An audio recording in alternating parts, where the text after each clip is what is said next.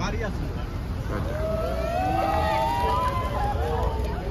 আছিল আর পাশে এই যে আরেকটা দেখেন গম্বুজ, এই যে হ্যাঁ হ্যাঁ, এটা হলো হযরত আলী রাদিয়াল্লাহু আনহু বাড়ি আছে। মসজিদে নববী আল্লাহ রাসূলের বাড়ি, আর ফাতেমা রাদিয়াল্লাহু আনহা এবং আলী রাদিয়াল্লাহু আনহুর বাড়ি কত হানি পাশাপাশি আছিল।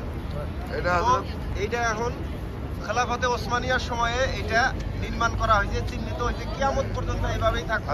মানুষের দেখবো যে মানে মসজিদ হিসাবে, মসজিদ যদিও খোলা নাই, হয়তো এই যে খোলা আছে কোনো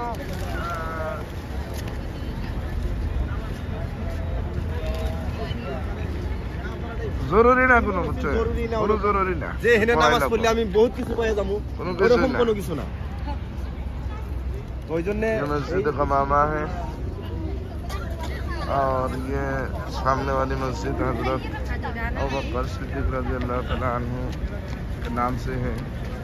ये हजरत अबू बकर सिद्दीक रज़ी अल्लाह तआला अन्हु के मकान है, और वो सामने हजरत अली करमल्लाहु वजहहु का मकान था। वो देखिए पहचान के तौर पर